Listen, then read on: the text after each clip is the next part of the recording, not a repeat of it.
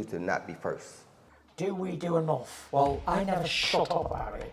It must have been about 16, 17. We nicked their guilt rings.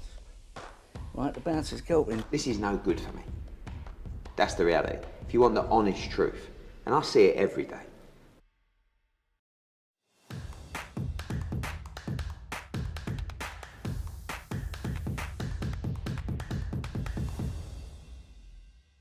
This is Oscar Bevis for IFL TV. Delighted to be joined by my good friend Spencer Oliver, mate. Very good to see you. How are we? Oscar, very good to see you as always, mate. Yeah, I'm all good. You?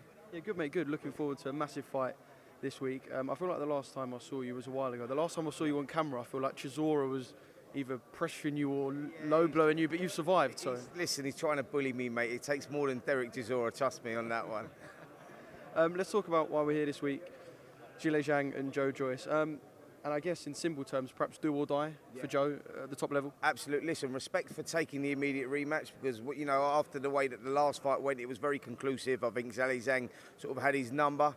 And, yeah, I thought, you know, if I was anything to do with Zhang-Joyce or his team, I would have said, don't go near that again, go back, rebuild somewhere. But respect to him. And now thinking about it, looking at it, you go, well, what other options did he have, really? So he had to go sort of into the immediate rematch to try and regain the interim WBO world title and put himself back up there. But it is make or break, definitely, 100%.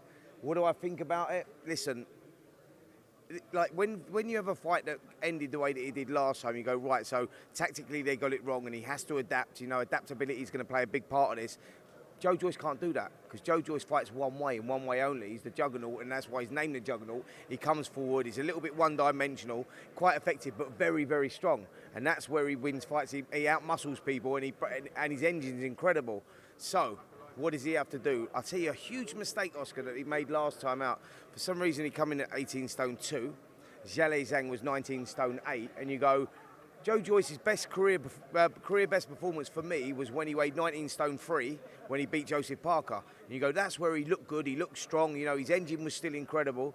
So you go, why would you, it's not broke, don't fix it. So why would he come in light against Zhang? And I think their idea, or their fault, their idea of victory in that fight was, Zhang-Joyce will lose a little bit of mobility, take Zhang into the second half of the fight where we see him tiring like he did against Filip Hrgović, and we'll take over from there. Well, guess what? Zhang-Joyce has got no feet. He can't move. So that was just crazy idea and a crazy logic, thinking that that's the way you could do it. So I think if Zhang-Joyce is going to win this fight, and I think he can win it, by the way, but it's going to be tough whatever way it goes. But I think it's possible he can win it, but he has to come in at 19 stone plus. I think that's so. What he weighs tomorrow will determine for me whether he can win or lose his fight. Because if he comes in the 18 stones again, I'm going to go, mate, you've got it wrong again. You've got it hugely wrong. So I think, you know, Zhang-Joyce needs to come in 19-3, 19-4, and that gives him half a chance because then he can push Zhang.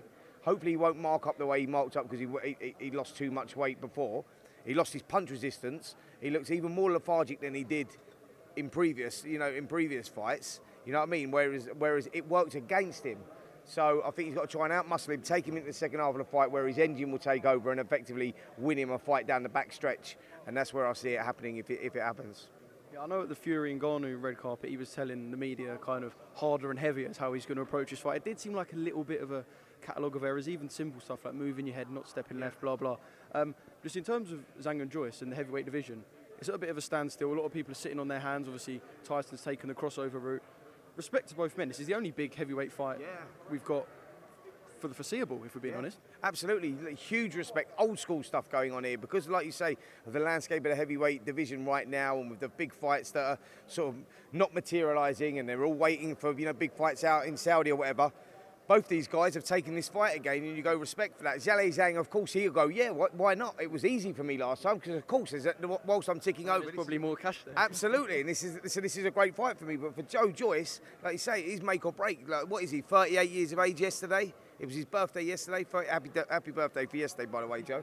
And yeah, like he's 38 years of age, so he's got nowhere else to go, really. He has to go over old ground, but like it'll be a huge turnaround if he can do this, because Zhang is underestimated. He's got quick hands, slow feet, but quick hands. Unfortunately for Zhang-Joyce, though, he's got slow feet as well, and that's where the problems lie for Joe. So it's going to be they're just going to have to lock horns and get it on early. But I'm just hoping that, you know, I know Joe's got the engine, and I think if he's got the weight on him as well, that will carry him through. But yeah, it's a tough night, man. Whatever. Yeah, mate, I hope Joe can win. There's something novel about someone just being a hard bastard and gritting their Do you way know what? through He's a lovely people. geezer as well. He's just such a nice geezer. I think he's so good for the sport. He's so honest and so pure. Do you know what I mean? As a person, you just go, you want him to win, and so I'm just praying that he does. Yeah, great fight. You can't wait to see them two go at it on Saturday night.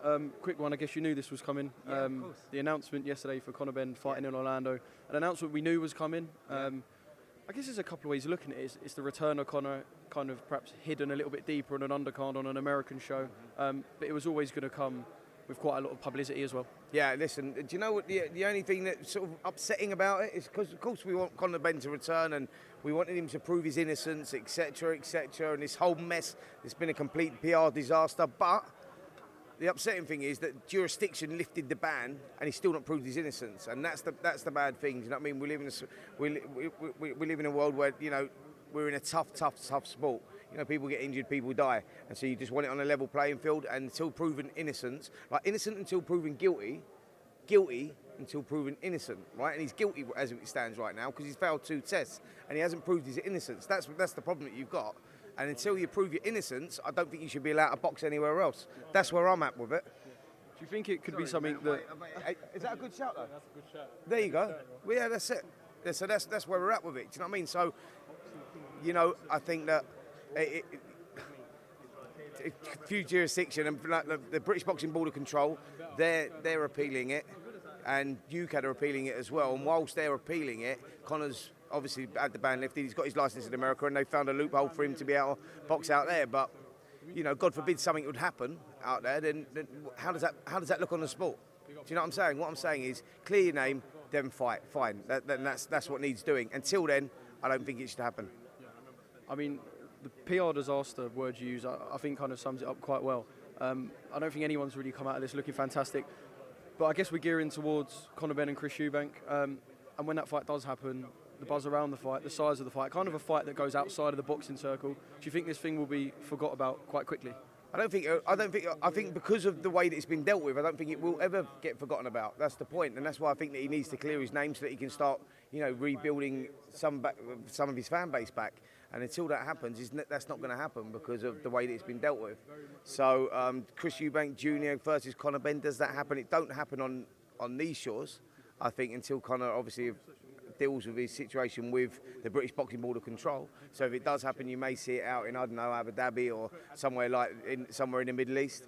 And again, it's like, you know, I think that fight has lost its appeal because of what's happened and the dark cloud that hanging over Conor and everything else, because that was a fight.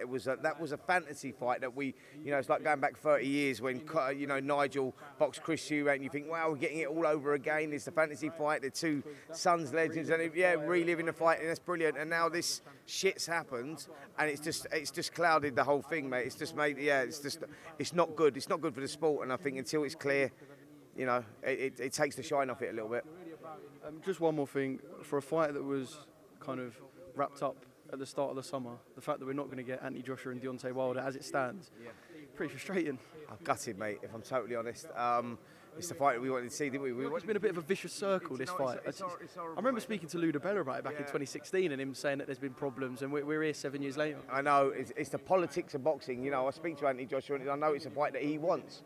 Joshua wants to fight the best. He wants to fight Fury. He wants to fight Wilder. And the politics of boxing have got in the way, you know, the business side of it has got in the way. And it'll be tragic if we don't get these fights, by the way. Do you know what I mean? I think that we see Fury versus Ngannou on the 28th of October, obviously. And I do think that next year we see Fury Usyk. I know that Fury's saying he's got no appetite for that, but I do think we see that. And I do also think that we see Anthony Joshua versus Deontay Wilder. But is that me just being hopeful? I don't know, man, because I think I've been saying this for about 3 fucking years now, so who knows? Choose to not be first. Do we do enough? Well, I never shut up about it. It must have been about 16, 17.